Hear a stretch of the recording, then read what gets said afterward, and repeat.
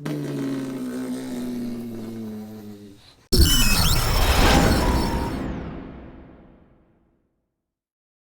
back, everybody. See what I got? I finally made the purchase. And you know what? I've got mixed reviews here. I want to tell you about the things I like, the things I don't like. If you're in the market for a drone, should you buy this one? I'm going to go through all of that. First of all, I want to give you a little bit of my history with drones. About 10 years ago, I used to make Frankenstein drones, and they would be parts that I would pick up on the internet, and I would put them together, and it was a nightmare. To get them to operate smoothly it just never happened. So then I finally bought a DJI controller, I put it in, and it was really smooth. That was about 10 years ago, and I haven't touched one since then. So I was very excited to buy this, try it out, and see how good it was going to be, to see if I could fly it and operate it quickly and efficiently and not have any issues, and really what that user experience was going to be like. And I guessed it was going to be good, but it was actually really good. So, but there's also some things that with this particular model that we need to talk about. Okay, so why did I buy this model right now? Why would I go out after 10 years, buy a drone, and why would I buy this specific one? The answer to that is actually pretty simple. Because the government made me. What does that mean? Well, the new laws in place, especially in Canada, are very restrictive. And in the US, you have something very similar. In Canada, we have Transport Canada. In the US, you have the FAA. And they have both said, look, if you're going to fly a drone that's over 250 grams, that's the magic number, then you must have all this extensive licensing, extensive training. And in Canada, it's really just not feasible. I am not going to become a pilot just so I can go fly a drone to do some B-roll for my travel videos. I mean, I'm just not going to do that. I understand where they're coming from. I understand there's been some issues. Yes, I get it. However, as just a casual flyer, I'm not going to put that much energy into doing that. So the kind of the loophole, if you want to put it that way, was really to buy something that's considered a toy to Transport Canada or the FAA that's under the 250 grams. This guy weighs in at 249 grams. I went out and made the purchase. I also bought the Fly More package. And why did I do that? Well, for two reasons. And the main reason actually is that it comes with more batteries. Comes with 3 batteries and a little container where you can charge all those batteries, which I will get into. Also comes with the prop guards, which you can put on. However, if you have the prop guards and you put them on, keep in mind that it then pushes the weight for this over the 250 gram limit. So if you fly with the prop guards on, you are now in violation of the FAA or Transport Canada rules if you do not have all your licenses and training and all that in order, okay? So just be careful of that, because it doesn't say anywhere that, well, actually it probably does, but of course I didn't read it. So be careful of that. The reason I bought this guy is under 250 grams, and that was awesome. They obviously made this specifically for that reason, okay? So one thing I should note is that I bought this direct from DJI. Why did I do that? Because it was $10 cheaper to do that. Do I recommend you do that? No, I don't. Why not? Because it took me 3 weeks to get it. And then also now I'm thinking, if I have problems, what do? Do I send it all the way back? Because it comes from China, right? The company's based in China, which is fine. But like that's going to be another 3 weeks getting it there and then dealing with customer service. I don't know how well that's going to work. Maybe great, but I doubt it with that sort of distance. So for $10, I would encourage you, go to your local camera store, buy it from them as the reseller. Yes, you're going to pay $10 more, but I think looking back, that's what I should have done to make sure that I get that local support if something breaks or if I need some assistance or something like that. I think it's probably worth that $10. So there you go. Let's open the box and take a look at what you're actually getting for the money. This is the container that you get. It's actually quite a nice travel container that it all comes in. Like, look how small that is, right? It's like the size of my head. This is everything you need. Everything's in here. The controller, the drone, the batteries, the cables, everything you need is in there, right? How crazy is that? So if you're looking for a drone under the 250 grams to make sure you can fly it if you don't have all the licensing and all that stuff, this is it. But Also, because it's so small, if I'm going on an international trip or anywhere, I throw this in my pack. It's a no-brainer. Like, it's just so small and so light. Like, this is lighter than my lunch. Pretty incredible. And then these are the guards, the prop guards that you can get. I'm not going to show you how to put these on. They're very simple. It's just a little bracket here that snaps on. I haven't used them yet, so you know, I probably never will, actually. If this is the sole reason why you're buying the Fly More package, I would say probably reconsider, because you could always buy these as an extra item down the road if you think you need them. But like, if I was flying inside a lot, maybe I might get these, but I don't. So I don't think I ever will. Okay, now let's take a look at what's inside this package here, okay? So a nice zipper. It doesn't feel cheap at all. It feels like they put some quality into this. You open it up, and there you go. You've got everything. The first thing that we're going to take a look at is this battery charging station. Now, a lot of people have said they've had problems getting the batteries out of this container, and so did I, actually, the first time. And I found that the trick is there's a little push tab that you got to, like, right in the middle of the battery, you got to push it in and then pull it out. And there is some friction there initially, so be careful you don't break it, and then they just slide out super easy. Once they're out, you can kind of see that if you push this down, it allows it to come out. There's a little latch there. Not the best made, probably, mechanism that I've ever had. It's not smooth, but once it's in there, it clicks in, and you can see it lights up, and it shows you actually how charged each battery is, which is really nice. It also, when you plug this in with a USB, it'll show you which one is charging, because they don't all charge at once. And that's the other big thing to be aware of. They charge one at a time, right? So you want to be careful with that. So when I'm charging these up, it takes about an hour to charge these up, from what I remember, maybe a little bit longer. But you can charge them really quickly. It's a USB, so I can charge these in the car. I could plug an external battery, one of those travel batteries, into this as well to charge these up on the go. But honestly, like, with that much battery power, I've got an hour. I'm not going to run out in any sort of situation. Maybe if I'm doing a multi-day, I could run into problems where I'm running out, but that's pretty rare, and I would have some portable batteries with me anyway. But having this, right, if I have all three batteries charged, I go out in the field, I'm going to get between 20 and 30 minutes of fly time from each battery. That is a lot, right? So we're talking upwards of an hour of fly time. I don't need anywhere near that much B-roll for any particular film. So, you know, I'm gonna obviously get way more than I need, which is great, because what I'm used to is being able to fly for 3 minutes and then not be able to, you know, get that much B-roll. And once you cut it down, you're only gonna have, like, you know, seconds of B-roll. Just amazing improvement. And these batteries are super light and super small as well. So then you have the controller. And again, it's small. It's like a little video game controller, very similar to their other models in that regard. Same sort of thing, where these fold out. You've got your little controller knobs inside, and that's a bit of a hassle to put those on and off. Some people I've seen have put this away with the knobs on top, but I don't really recommend that. I'm worried that there could be some damage if you crush that or put too much pressure on it. So I'm not necessarily a big fan of that. The phone, I'm not going to show you that because there's lots of other videos where it shows how this gets set up. But basically, your phone goes into this.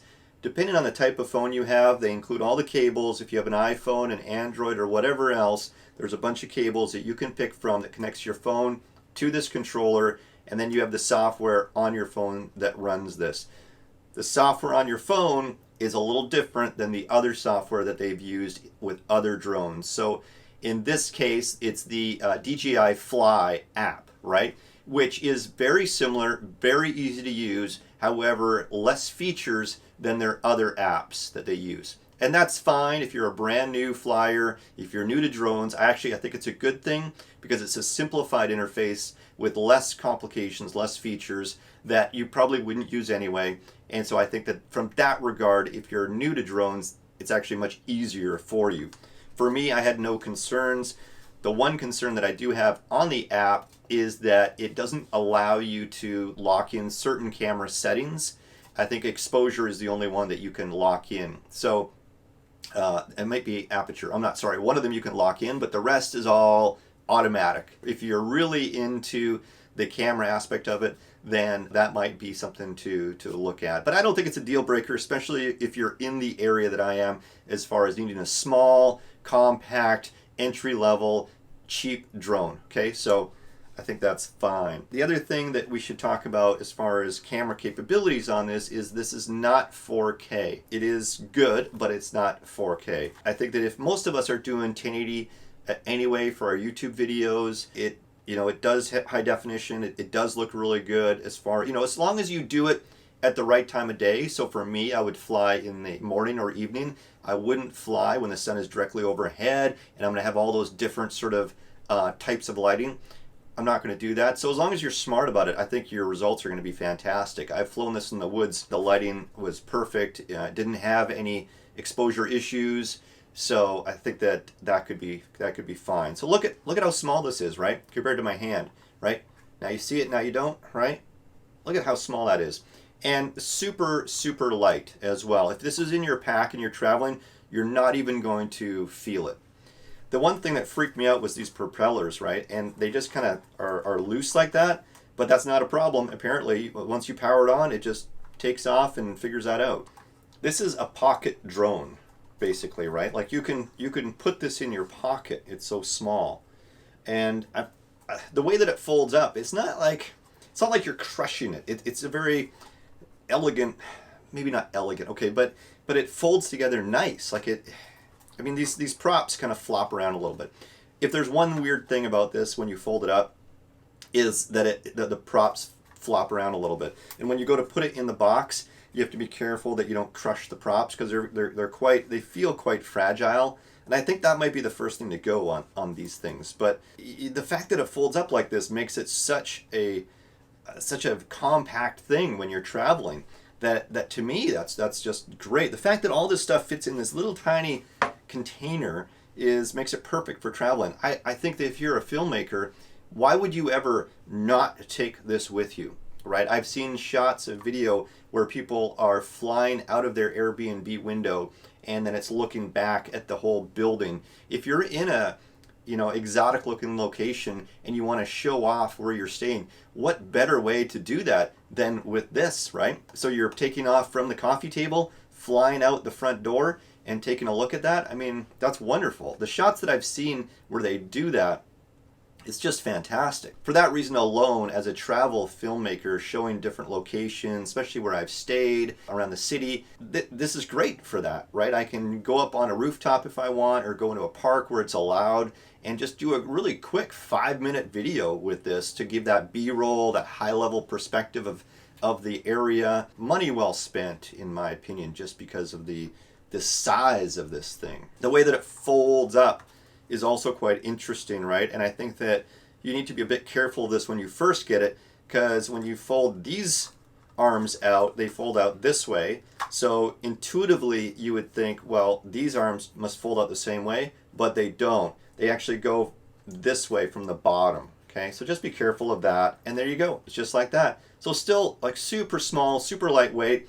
The construction is a plastic construction, so you're not going to get that robust steel construction that you might find with some other drones. You can tell you can bend the arms, right, a little bit. It's very flexible.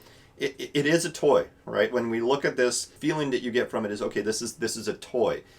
However, it's a very, very capable toy, and it can deliver to you some fantastic video. So the gimbal on this is the same as other gimbals as far as the angle and everything like that. If you go into the software under advanced settings, you can actually program the gimbal to go, instead of level, you can actually have it go up a little bit as well. If that's something that you like, if you're going under a bridge and you actually want to lift it up a little bit higher than flat, you can do that.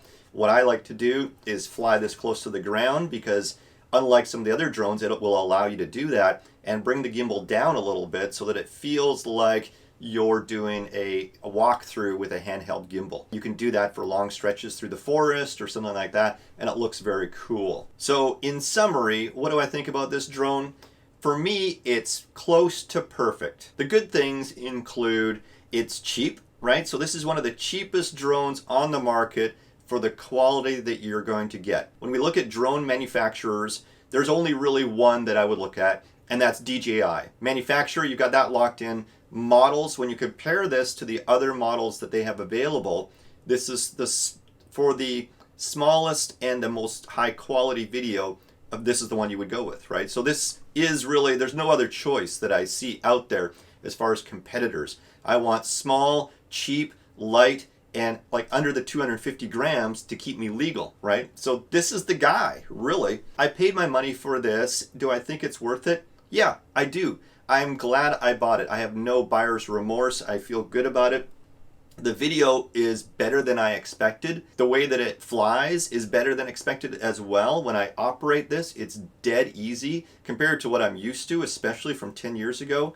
Basically with this, you can hit the button, turn it on, and it hovers right where you want it, and then you can slowly fly it wherever you want. The user experience to me was beyond expectations. So again, there, I'm not disappointed at all. Should you buy this drone? I would highly recommend you buy this drone if it's your first drone. So there, I would look at that. If you travel a lot and you only use your drone for B-roll, I would say, again, this would be a good one to look at.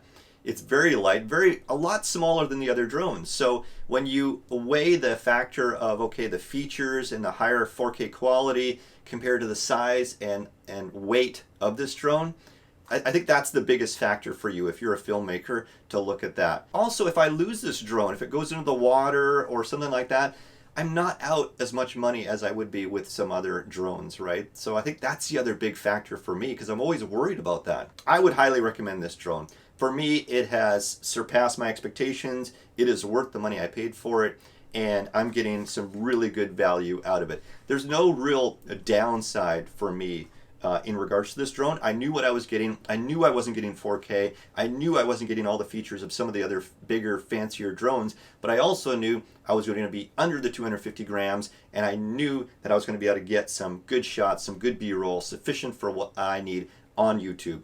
So with that, yeah, I think for me, it's definitely a thumbs up. So that concludes the video. I hope you liked it. I hope that was helpful. If you haven't bought one already, I hope this helps guide you in your decision. If you have bought one already, I'd love to hear from you on your experience. How do you like flying it? How do you like the little features in the app? And what works and what doesn't for you? That would be fantastic. If you like this video, please hit the like button down below, the thumbs up icon. That'll help me a lot to know what kind of content you prefer. And if you haven't subscribed to this channel already, feel free to do that if you want to be alerted to future content on destinations, travel hacks, product reviews, and other stuff like that. Okay, well with that, thank you very much for tuning in, and I'll talk to you soon.